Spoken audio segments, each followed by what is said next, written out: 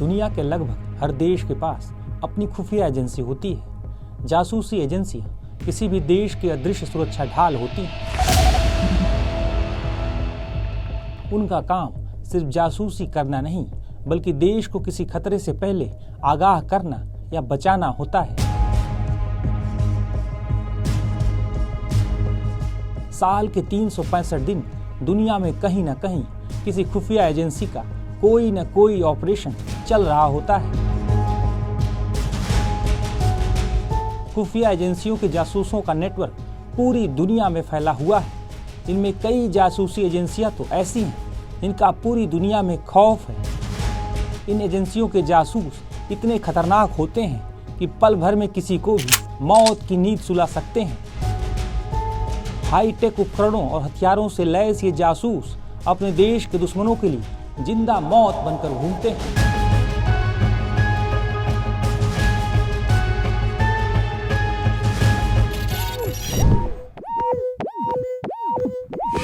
नमस्कार, मैं हूं वेद और आप देख रहे हैं टाइम्स नाउ नवभारत डिजिटल की पेशकश इतिहास नामा। आज के इस स्पेशल एपिसोड में दुनिया की 5 खतरनाक जासूसी एजेंसियों और उनके ऑपरेशंस की कहानी।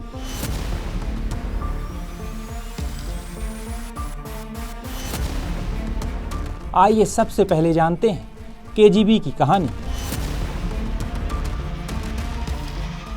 केजीबी सोवियत संघ की खुफिया एजेंसी थी।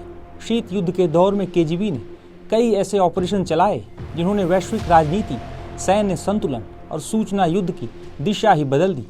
वैसे तो औपचारिक तौर पर केजीबी का गठन साल 1954 में हुआ था, लेकिन इससे पहले से ही सोवियत संघ में कई खुफिया एजेंसियां काम कर रही थीं। हालांकि सभी को मिलाकर साल 1924 में केजीबी का गठन किया गया। बता दें कि 20वीं सदी में खुफिया मिशन के इतिहास में यदि किसी एक जासूसी नेटवर्क ने पश्चिमी देशों की नींव हिला दी थी तो वह केजीबी का कैम्ब्रिज 5 जासूसी मिशन था। दरअसल ये कई दशकों तक चलने वाला एक ऐसा खुफिया ऑपरेशन था जिसने अमेरिका और ब्रिटेन की खुफिया एजेंसियों के होश उड़ा दिए थे।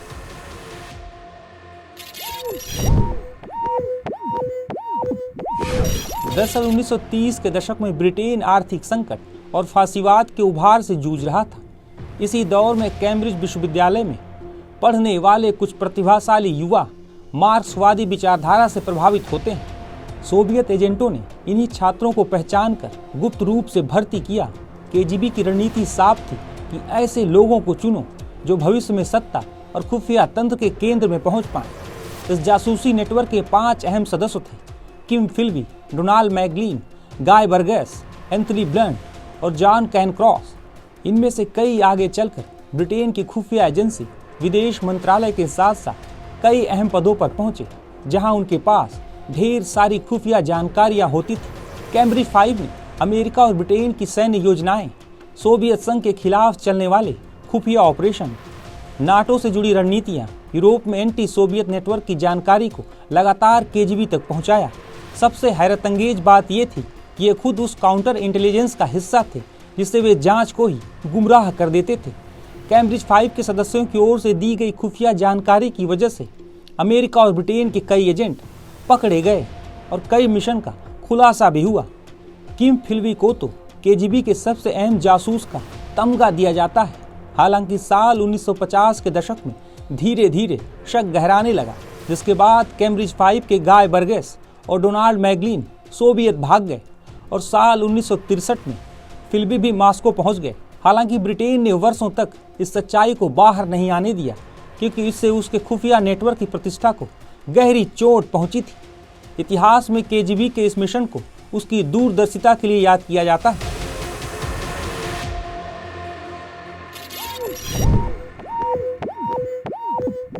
दरअसल शीत युद्ध के दौर में जासूसी केवल एजेंटों और दस्तावेजों तक सीमित नहीं थी, बल्कि ये विज्ञान, तकनीक और मनोवैज्ञानिक चालों का खेल भी थी। केजीबी का द थिंग ऑपरेशन इसी वजह से एक ऐसा उदाहरण है जिसे आज भी खुफिया इतिहास के सबसे चालाक और सफल जासूसी अभियानों में से एक माना जाता है। बता दें कि साल 1945 में द्वितीय विश्व युद्ध के खत्म होने के बाद अमेरिका और सोवियत संघ के रिश्तों में अविश्वास बढ़ने लगा था। इसी दौरान मॉस्को स्थित अमेरिकी दूतावास में सोवियत स्कूली बच्चों ने दोस्ती के प्रतीक के रूप में एक गिफ्ट अमेरिका के राजदूत एवरेल हैरीमैन को दिया, जिसे अमेरिकी राजदूत के कार्यालय की दीवार पर टांग दिया गया। लेकिन किसी को इसका बिल्कुल भी अंदाजा नहीं था ये सोवियत संघ की खुफिया एजेंसी की एक बेहद गहरी साजिश का हिस्सा है।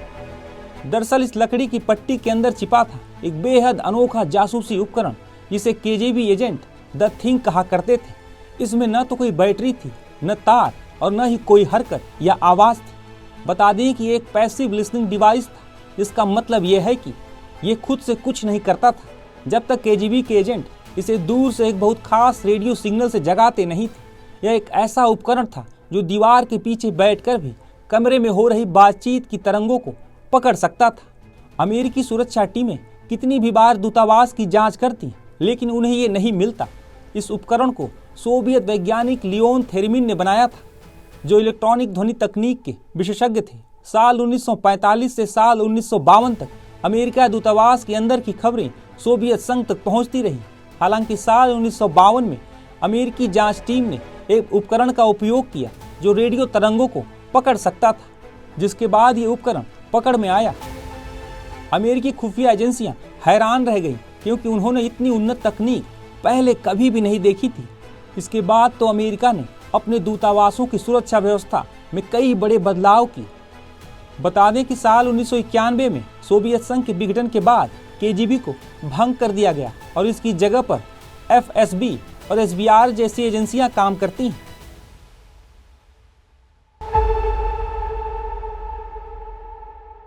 बता दें कि भारत की खुफिया एजेंसी रॉ यानी रिसर्च एंड एनालिसिस विंग को दुनिया की सबसे ताकतवर खुफिया एजेंसियों में से एक माना जाता है। इसकी स्थापना साल 1968 में हुई थी। भारत की खुफिया एजेंसी रॉ केवल गुप्त सूचनाएं इकट्ठा करने तक सीमित नहीं है, बल्कि कई बार इसने कूटनीति, राजनीति और रणनीति को एक साथ साधते हुए कई खतरनाक खुफिया ऑपरेशन चलाए हैं। इन्हीं में से एक है ऑपरेशन कहूटा। दरअसल 70 के दशक में रॉ ने अपने पूरे नेटवर्क को पाकिस्तान में फैला दिया था। इसी दौरान ये खुफिया जानकारी मिली कि पाकिस्तान ने रावलपिंडी के कहूटा में खुफिया परमाणु संयंत्र शुरू किया है। इसके पीछे पाकिस्तान के परमाणु कार्यक्रम का जनक माने जाने वाला डॉक्टर AQ खान का दिमाग था। भारत की रॉ और इजराइल की मोसाद इस परमाणु कार्यक्रम को लेकर काफी चिंतित थे। अब सबसे बड़ी समस्या ये थी कि इसे पूरी तरह कन्फर्म कैसे किया जाए। फिर रॉ के जासूसों ने एक नायाब तरीका निकाला। दरअसल उन्हें पता चला कि परमाणु संयंत्र में काम करने वाले लोगों के शरीर पर भी परमाणु विकिरण का असर पड़ता है। इसी क्रम में उन्होंने निगरानी कर एक नाई की दुकान से पाकिस्तानी वैज्ञानिकों के कटे हुए बालों को चुराया। वैज्ञानिकों के चुराए गए बालों के सैंपल में परमाणु विकिरण की पुष्टि होते ही ये स्पष्ट हो गया कि पाकिस्तान परमाणु हथियार बनाने का काम कर रहा था। ऑपरेशन कहूटा का सबसे बड़ा असर ये हुआ कि पाकिस्तान का परमाणु कार्यक्रम अंतर्राष्ट्रीय स्तर पर संदेह के घेरे में आ गया और ये पूरी तरह साफ हो गया कि पाकिस्तान परमाणु हथियार विकसित कर रहा है, न कि केवल ऊर्जा उत्पादन के लिए तकनीक जुटा रहा है। इससे पाकिस्तान की कूटनीतिक छवि को नुकसान पहुंचा, भले ही उसे तत्काल तौर पर कोई कठोर दंड नहीं मिला। इजराइल ने तो कहूटा पर हवाई हमलों की योजना बनाई थी, हालांकि अमेरिका के दबाव की वजह से ऐसा नहीं हो पाया। वहीं ऑपरेशन कहूटा के बाद भारत भी पहले से ज्यादा सजग और सतर्क हो गया और परमाणु शक्ति भी बना। वहीं रॉ के ऑपरेशन लीच की चर्चा भी पूरी दुनिया में खूब होती है। दरअसल भारत शुरू से ही दक्षिण एशिया में लोकतंत्र की बहाली और मित्र देशों की सरकारों की मदद करता रहा है। भारत के पड़ोसी देश म्यांमार, जिसे उस दौर में बर्मा कहा जाता था, वहाँ फौजी शासन था। वहाँ लोकतंत्र की स्थापना के लिए रॉ ने वहाँ के विद्रोही गुट KIA की मदद की, लेकिन भारत से संबंध खराब होने के बाद KIA ने नगा और असम विद्रोहियों को हथियार देना शुरू कर दिया, तो रॉ ने मोर्चा संभाला और ऑपरेशन लीच लॉन्च किया, जिसका उद्देश्य था उत्तर पूर्वी उग्रवादी संगठनों के विदेशी पनाहगारों की पहचान, उनकी आपूर्ति, प्रशिक्षण और संचार नेटवर्क को पूरी तरह ध्वस्त करना और बिना सैन्य संघर्ष के उत्तर पूर्वी क्षेत्र से उग्रवाद को पूरी तरह समाप्त करना। ऑपरेशन लीच के परिणाम तत्काल नहीं लेकिन धीरे धीरे और अस्थायी रूप में सामने आए। बता दें कि इसके साथ साथ रॉ ने कई खुफिया ऑपरेशंस को भी सफलतापूर्वक अंजाम दिया है। इसने पूरी दुनिया को चौंका दिए थे।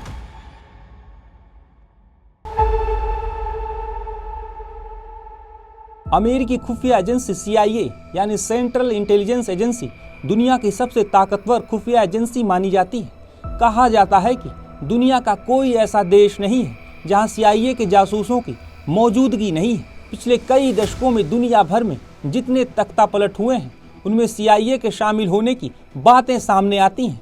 मोसाद की तरह ही CIA के बारे में भी कहा जाता है कि अमेरिका के हितों की रक्षा के लिए CIA के एजेंट जिसके पीछे पड़ जाते हैं उसे नहीं छोड़ते।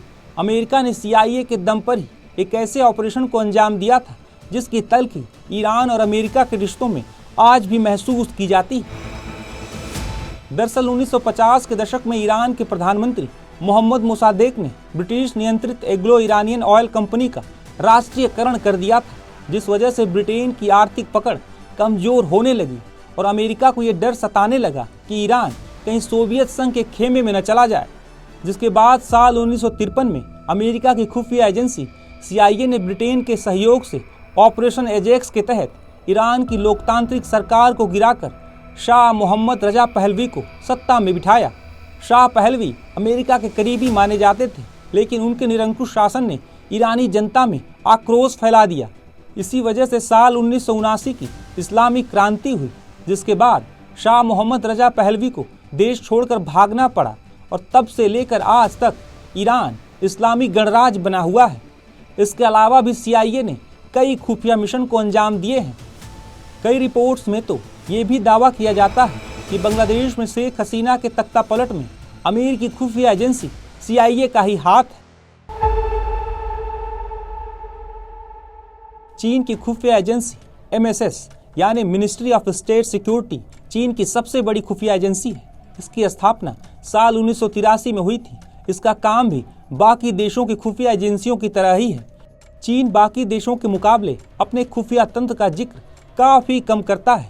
यहाँ तक कि ज़्यादातर लोगों के वहाँ के खुफिया विभाग के प्रमुख तक की जानकारी नहीं होती है। अमेरिकी खुफिया एजेंसी CIA ने भी माना है कि चीन में जासूसी कर पाना बेहद मुश्किल है। शायद ही कोई देश चीन के जासूसों की भनक लगा पाता है। जब तक कुछ खबर होती है तब तक चीनी जासूस पलक झपकते ही गायब हो जाते हैं। CIA या मोसाद के ऑपरेशन अक्सर दुनिया भर में सुर्खियां बटोरते हैं, लेकिन चीनी खुफिया एजेंसी MSS की चर्चा कम ही होती है। दरअसल MSS की सबसे बड़ी ताकत उसकी खामोशी और दीर्घकालिक रणनीति है। जानकार मानते हैं कि MSS का सबसे बड़ा खुफिया ऑपरेशन कोई एक मिशन नहीं, बल्कि दशकों तक चला वैश्विक टेक्नोलॉजी और मानव नेटवर्क जासूसी अभियान है। इस ऑपरेशन का मूल उद्देश्य चीन को केवल एक उत्पादन आधारित अर्थव्यवस्था से निकालकर टेक्नोलॉजी और सामरिक महाशक्ति बनाना है। MSS ने इसके लिए पारंपरिक जासूसी की बजाय एक अलग ही रास्ता अपनाया। चीन की खुफिया एजेंसी ने अमेरिका, यूरोप और जापान जैसे देशों में विश्वविद्यालयों, रिसर्च लैब्स, टेक कंपनियों और अच्छा संस्थानों के साथ जुड़े लोगों को धीरे धीरे एक बड़े सूचना नेटवर्क का हिस्सा बनाया। इसमें छात्र, वैज्ञानिक, इंजीनियर और कई बिजनेसमैन तक शामिल रहे हैं। इस रणनीति का एक अहम हिस्सा था थाउजेंड्स टैलेंट्स प्रोग्राम, जिसे आधिकारिक रूप से प्रतिभाओं को चीन लाने की योजना बताया जाता है। लेकिन पश्चिमी देशों का आरोप रहा है कि इसके माध्यम से संवेदनशील शोध, रक्षा तकनीक और औद्योगिक रहस्य चीन तक पहुंचे। यह कार्यक्रम दिखने में तो वैध था, लेकिन इसके पीछे चीन की खुफिया एजेंसी MSS की एक गहरी साजिश थी। इस डिजिटल युग में जब दुनिया में हर दिन कुछ ना कुछ बदलाव हो रहे हैं, उस लिहाज से भी MSS ने साइबर जासूसी को बड़े पैमाने पर अपनाया है। MSS ने अपने थाउजेंड्स टैलेंट्स प्रोग्राम के जरिए दुनिया भर से कई ऐसी जानकारियां हासिल की, जिसके दम पर वो आज अमेरिका को भी चुनौती देने लगा है।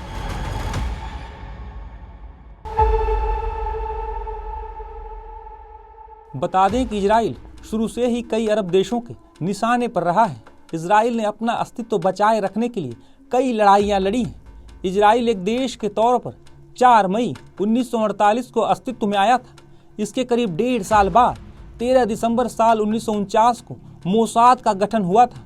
मोसाद के गठन के पीछे का असली उद्देश्य था किसी भी हद तक जाकर इजरायली हितों की रक्षा करना और दुनिया भर में फैले इजराइल के दुश्मनों को खत्म करना, इसके साथ ही खुफिया जानकारी जुटाना। जब भी दुनिया के टॉप जासूसों का जिक्र होता है उसमें इजरायली जासूस एली कोहेन का जिक्र सबसे ऊपर आता है। दरअसल 1960 के दशक में इजराइल और सीरिया के संबंधों में काफ़ी तल्खी आ गई थी। सीरिया ने इजराइल के खिलाफ कई मिशन लॉन्च कर दिए थे। सीरिया से खुफिया जानकारी निकालने में इजराइल कामयाब नहीं हो पा रहा था, जिसके बाद मोसाद ने मिस्र में जन्मे सीरियाई मूल के यहूदी एली कोहेन को चुना और उन्हें अर्जेंटीना भेजा। अर्जेंटीना में एली कोहेन ने अपना नया नाम कामिल अमीन थाबेत रखा और जल्द ही सीरियाई दूतावास के अफसरों तक अपनी पकड़ बना ली। कोहेन इसके अगले साल 1962 में सीरिया की राजधानी दमिश्क पहुंचे। दमिश्क में कोहेन ने अर्जेंटीना में सीरिया अफसरों से बने संपर्कों का जमकर फायदा उठाया और सत्ता के गलियारों तक अपनी पहुंच बना ली। सीरिया के नेताओं और अफसरों से करीबी की वजह से कोहेन को जल्द ही सीरियाई सेना से जुड़ी खुफिया जानकारियां हासिल होने लगी।